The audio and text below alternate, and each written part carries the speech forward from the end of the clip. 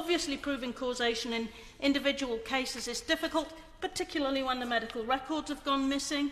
But why should these families have to prove that? Drugs using such hormones in such doses were banned elsewhere. The fact that existing drugs use these hormones in much smaller doses doesn't mean that the large dose versions couldn't cause the kind of problems that we're looking at here. Survivors such as Louise and Sonia have significant and ongoing serious health problems, and then their families deserve the truth about what happened, in addition to getting the further help and assistance that they need. Now, we've got this so-called independent review established by the government in October 2014, and can I say that I think the government were right to establish it. However, it does not seem to be going well. I'm not sure that it has the confidence of the families. I'm not sure that it has the confidence of those who have been fighting for so long to get to the bottom of what happened. There seems to be a failure to work with the families affected by this scandal.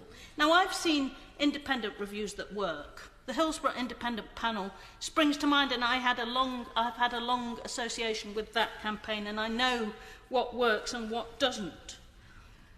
Independent panels that work are not based on expecting campaigners to sign confidentiality agreements before they can even observe proceedings. They're not based on appointing experts who are suspected by some families, rightly or wrongly, to have a conflict of interest. They're not based on proceedings being so slow and opaque, with so little information coming out, that those affected become suspicious or don't know what's going on behind the closed doors of their review. They are based on proper consultation, obtaining full confidence from those affected. If this doesn't happen, in the end, no matter what the result is, it will make matters worse. It will make the affected families feel there's been another establishment whitewash, and that their hopes have been simply raised in order to be dashed, that things have been swept under the carpet, and that the authorities, whoever they are, don't really want to find out what happened because it's inconvenient.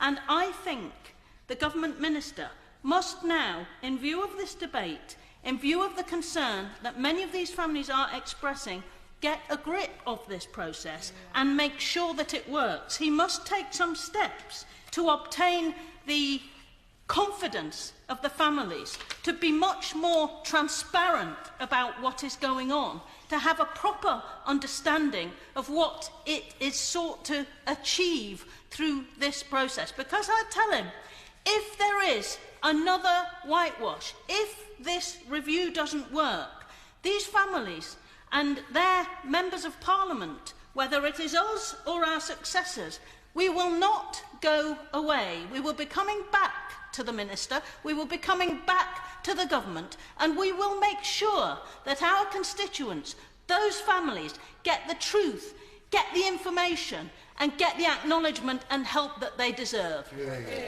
Peter Dowd.